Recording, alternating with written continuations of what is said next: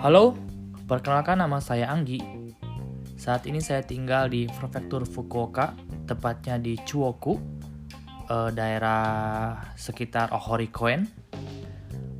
Saya ingin menceritakan pengalaman saya yang terjadi 11 tahun lalu, yang karena kejadian ini, saya jadi tahu salah satu kosakata khusus dalam bahasa Jepang. Jadi, saat pertama kali saya bekerja sebagai kensusei di kapal perikanan Jepang, yaitu di Katsuo Ippon Suri atau kapal yang menangkap ikan katsuo dengan pancingan. Kalau bukan nggak salah sih, itu memang tahun pertama saya. Nah, kapal saya ini berasal dari Omaezaki, Prefektur Shizuoka. Namanya Daiju Ichin Tokumaru. Dari Omaezaki hanya ada 2 kapal saat itu. Salah satunya kapal saya dan kapal lainnya itu bernama Daiju Ichi Fukuemaru. Nah, 2 kapal Omaezaki ini berbeda dengan kapal katsuo dari daerah-daerah lainnya, seperti Kochi, Miyazaki, dan Mie. Kalau kapal daerah lain itu baru keluar pertama kali di bulan Februari atau bahkan Maret, nih 2 kapal ini nih pertengahan Januari udah keluar tuh buat nyari ikan. Nah, biasanya kalau keluar di bulan-bulan segitu, daerah penangkapannya juga bukan di laut lepas, tapi di pinggir-pinggir pulau.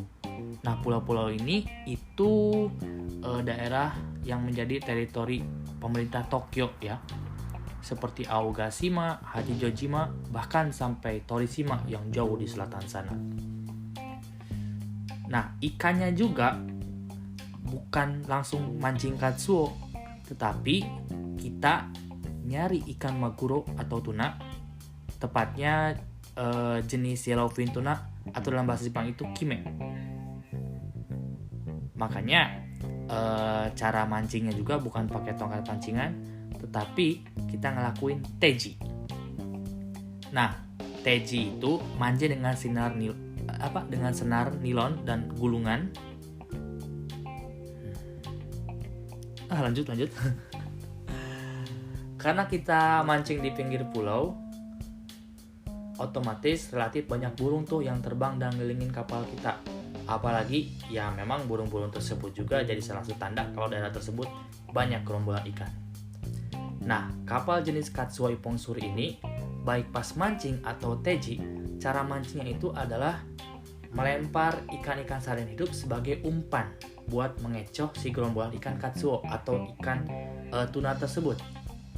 Karena ada banyak burung, dan supaya itu ikan-ikan sardin yang dilempar nggak dimakan burung, makanya ada kerjaan khusus namanya tori oe, yaitu pekerjaan yang kerjanya ngusirin burung-burung yang pengen ngambilin ikan-ikan yang dilempar.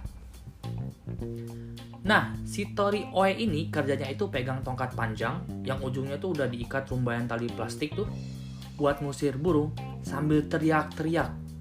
Nih kerjaan ini nih udah jadi kewajiban tingkat 1 tuh.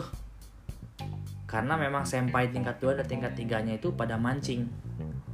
Kadang bisa seharian tuh kita teriak-teriak nih ngelakuin tori oe doang. Kita teriak-teriak ngusir burung pakai tongkat ya. Walaupun kayaknya nggak terlalu efektif juga, tapi si bos kekeh nyuruh, pokoknya harus ada orang yang ngelakuin tori oe ini. Nah, udah bukan rahasia umum ya, kalau kita kerja sama orang Jepang pasti ada friksi dan konfliknya. Apalagi nih kalau kerja di kapal ya, orang-orangnya ngehe. Makanya, pas saya ngelakuin tori oe ini nih, jadi kesempatan saya tuh buat ngeluapkan kekesalan, unek-unek, dan bahkan stres. Apalagi tuh ya, baru banget naik kapal, pusing dah. Hampir tiap hari dimalain, mulu nggak karuan. Lagi pula, teriak-teriak begitu tuh memang diajarin sama senpai juga sih. Nah, singkat cerita, pas saya tori oe, saya biasanya teriak apa aja tuh. Intinya mah mengumpat ke orang Jepang dengan perkataan kasar dengan menggunakan nama inisial mereka juga. Jadi biasanya kita punya nama inisial, nama panggilan ya buat masing-masing orang Jepang, supaya pas kita ngomongin mereka tuh mereka ngerti. Misal nih, ada orang Jepang di kapal saya namanya Ishida. Kita panggil dia dengan panggilan Panda, karena memang kalau jalan dia mirip panda ya.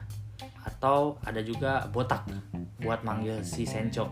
Karena kenapa? Ya karena kepalanya botak gitu.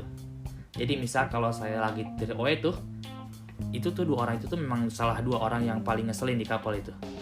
Misal gitu saya kalau teriak tuh kayak panda, asu, kirik, ketek, sambil gerak-gerakin tongkat dan teriak-teriak buat ngusir burung tuh. Maklum ya, umpatan-umpatan saya karena memang saya berasal dari daerah Cirebon gitu, jadi pakai asu, kirik dan ketek gitu, yang lebih akrab itu dan lebih puas juga ketika teriakinnya itu ya. Nah, selain itu, opsi lain yang biasanya dipakai buat teriak-teriak itu adalah ceng-cengan sama pacar. Bukan cuma pacar teman sendiri, tapi pacar senpai juga. Misal, ada teman saya, sebut saja namanya Randi. Nah, dia nggak punya pacar sih, tapi dia punya gebetan. Namanya Lela. Makanya kalau ngecengin dia, ya teriak tuh. Randi Lela! Randi Lela! Doi diteriakin gitu sih nggak marah, malah senyum-senyum. Kebetulan orangnya pendiam. Terus nih, saya juga nggak cuma ngecengin teman saya doang, tapi pacar senpai saya juga. Salah satu pacar senpai saya tuh namanya Eni gitu. Jadi kalau saya manggil ngecengin dia tuh ya misalkan Eni gitu. Nah, salah satu senpai saya yang lain punya pacar juga nih, namanya Yesi. Saya juga teriakin tuh pakai nama panggilannya, Eci.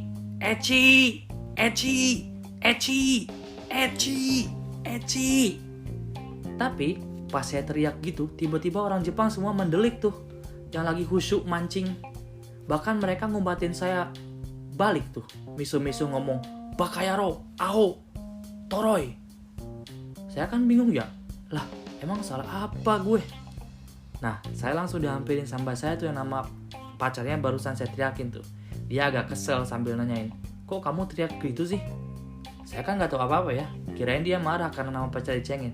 Tapi bukan, ternyata dia jelasin kalau edgy itu ya itu.